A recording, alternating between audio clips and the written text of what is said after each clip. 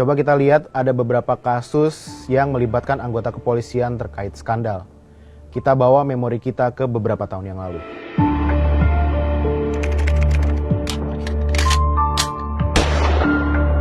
Ada yang masih ingat istilah cicak versus buaya?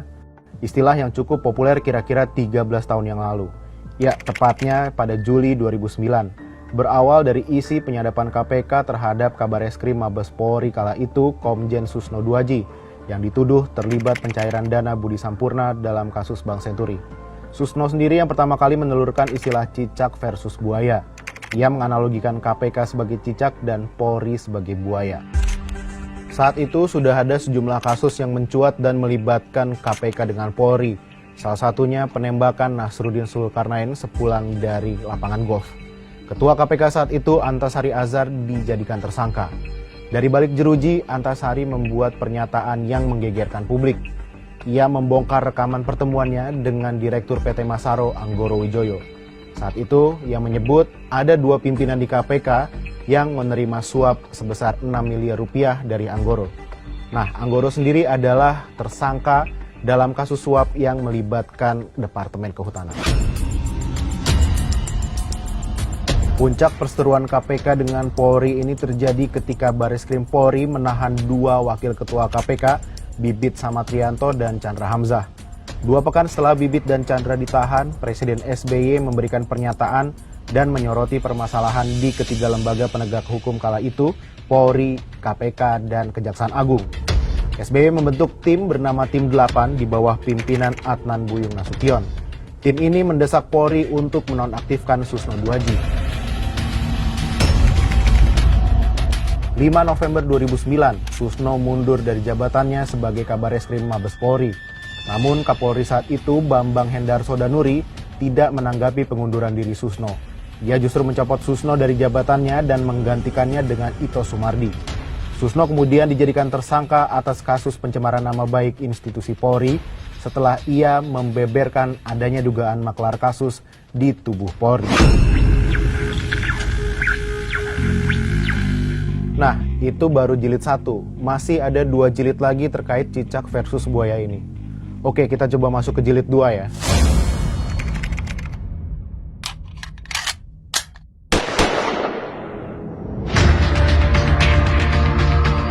Di 2011, kasus ini berawal dari adanya dugaan korupsi simulator SIM senilai 196 miliar rupiah yang melibatkan bekas Kakor Lantas Polri Irjen Joko Susilo.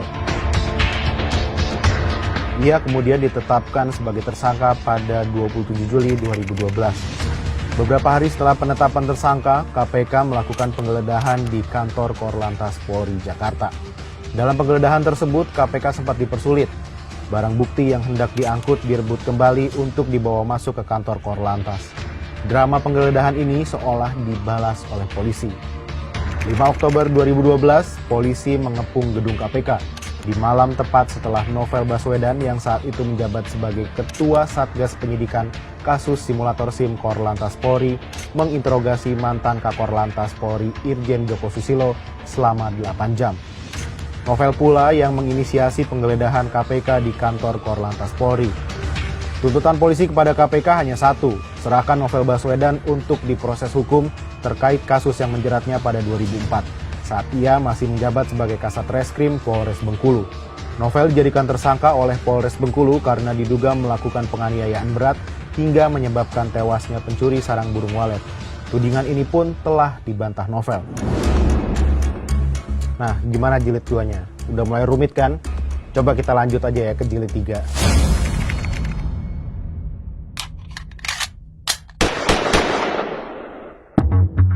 Jilid 3 ini muncul di era kepemimpinan Presiden Jokowi pada Januari 2015. Kala itu, 3 hari setelah Jokowi menetapkan Komjen Budi Gunawan atau BG sebagai calon Kapolri, KPK juga secara resmi menetapkan BG sebagai tersangka kasus korupsi. Menurut Abraham Samad, Ketua KPK saat itu, kasus BG ini udah menjalani penyidikan setengah tahun lebih. Penetapan sebagai tersangka dilakukan berdasarkan 2 alat bukti. 11 hari setelah penetapan tersangka BG oleh KPK, polisi menangkap Wakil Ketua KPK Bambang Wijayanto atau BW. Penangkapan tersebut didasarkan pada pengakuan Sugianto Sabran, bekas anggota legislatif dari fraksi PDIP. Tudingannya adalah sebagai dalang kesaksian palsu dalam sengketa Pilkada Kota Waringin, Kalimantan Tengah di tahun 2010. Nah, sehari setelah penangkapan BW, giliran Wakil Ketua KPK Adnan Pandu Praja diadukan ke Bareskrim Polri atas dugaan pemalsuan surat notaris untuk menguasai saham PT Desi Timber. Habis itu, 2 hari kemudian Wakil Ketua KPK Zulkarnain menyusul. Ia diadukan ke kepolisian dengan tuduhan dugaan korupsi dana hibah Program Penanganan Sosial Ekonomi Masyarakat Jawa Timur di tahun 2008. Wah, makin rumit ini urusannya. Nah, nggak berhenti sampai di cicak versus buaya. Masih cukup banyak kasus yang melibatkan anggota kepolisian, khususnya yang berbau skandal. Ini nih salah satunya. Masih ingat dong kasus Joko Chandra di tahun 2020 lalu? Pengusaha ini bebas melenggang ke luar negeri, padahal statusnya buron atau DPO.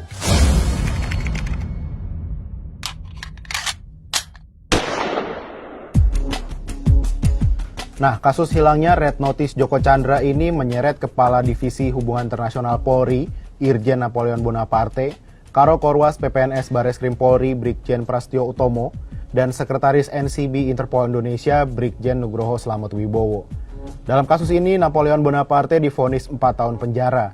Ia terbukti secara sah menerima uang sebesar $370.000 Amerika Serikat dan $200.000 Singapura sebagai upaya untuk menghapus nama Joko Chandra dari daftar pencarian orang yang dicatatkan di Ditjen Imigrasi. Sedangkan Brigjen Prastio Utomo divonis 3,5 tahun penjara. Kemudian MA memangkas masa tahanannya jadi 2,5 tahun penjara.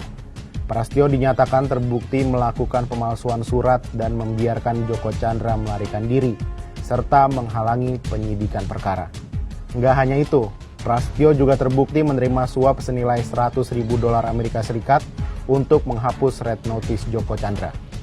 Nah, sementara itu, Brigjen Nugroho Slamet Wibowo dimutasi dari jabatan Sekretaris NCB Interpol Indonesia menjadi analis kebijakan utama bidang kajian pengembangan Lemdiklat Polri.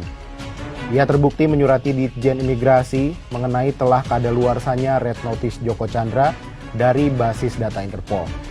Inilah yang kemudian pihak imigrasi menghapus nama Joko Chandra dari sistem perlintasan.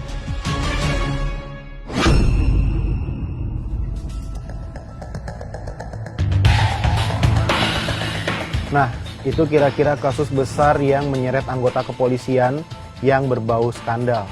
Coba kita geser sedikit ya ke kasus-kasus anggota kepolisian yang berbau bisnis.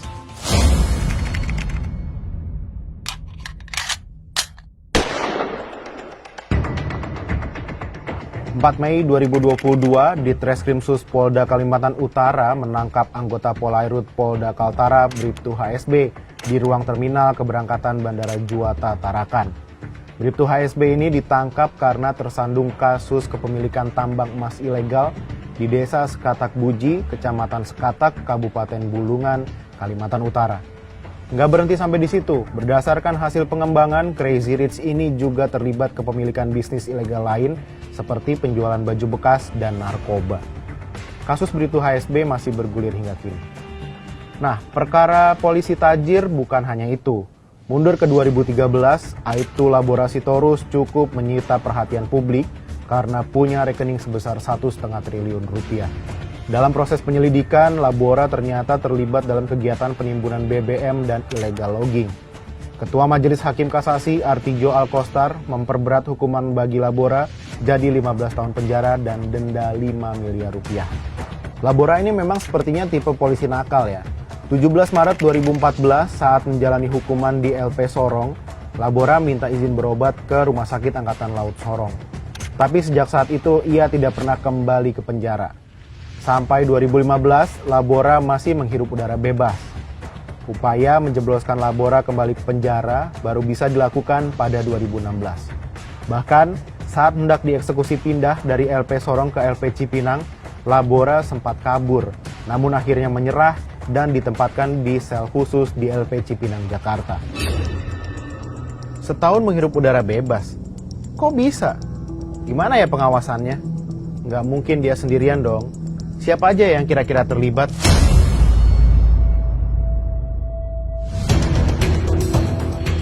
Nah, selain kasus-kasus sebelumnya, ada beberapa kasus lain yang sebenarnya juga melibatkan anggota kepolisian, seperti polisi banting mahasiswa saat demo, polisi yang memanfaatkan mobil patroli untuk pacaran, sampai polisi yang dianggap mengacuhkan kasus pemerkosaan. Nah, terkait soal polisi yang dianggap mengacuhkan kasus pemerkosaan, beberapa waktu lalu lini masa Twitter ini juga sempat ramai dengan memuncaknya tagar percuma lapor polisi.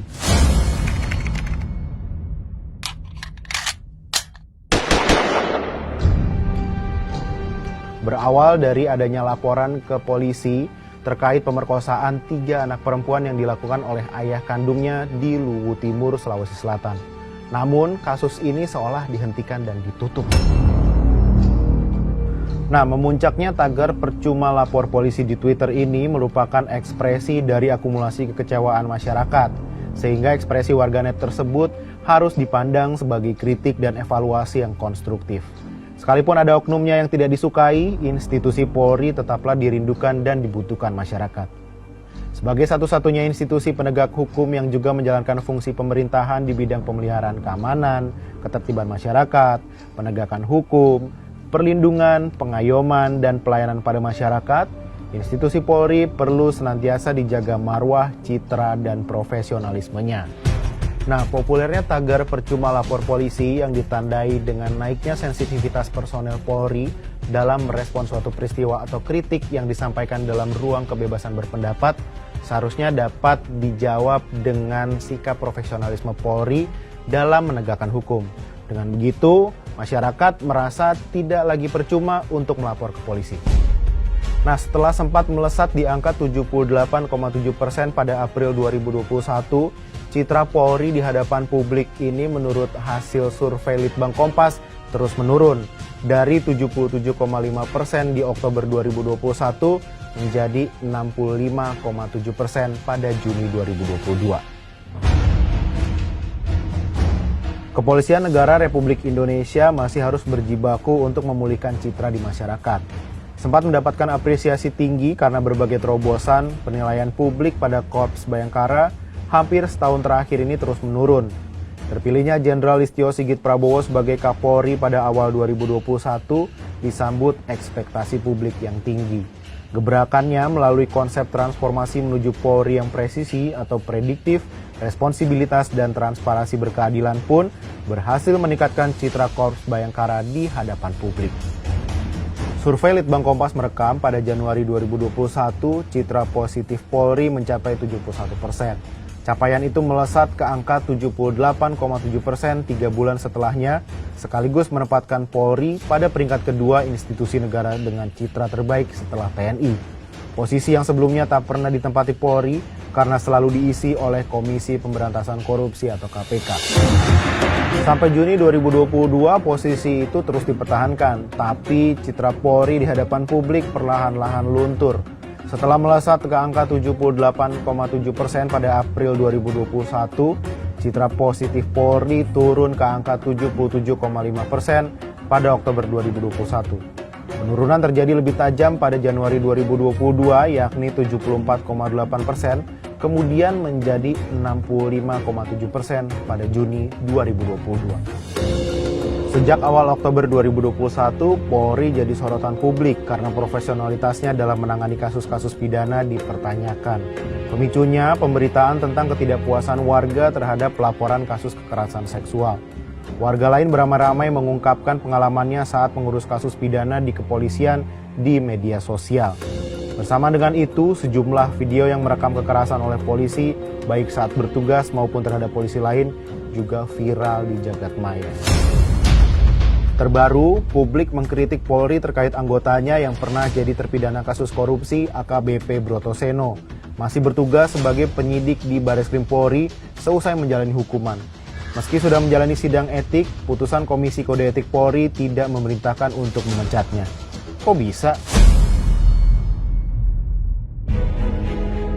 Mekanisme pengawasan internal di tubuh Polri ini sepertinya harus semakin ditingkatkan dan diketatkan. supaya ketika ada anggota yang melanggar ini bisa langsung ditindak dengan tegas. Selain itu, pengawas eksternal Polri seperti Kompolnas, Komnas HAM, Ombudsman maupun Komisi 3 DPR ini juga harus mengambil peran dalam pengawasan Polri. Nah, meningkatnya pelanggaran yang dilakukan anggota Polri ini bisa dijadikan dasar untuk berbenah. Yang juga penting, selain membangun sistem pengawasan internal yang kuat, Polri diminta untuk tidak alergi dengan kritik dan koreksi dari masyarakat. Jaya terus Kepolisian Indonesia!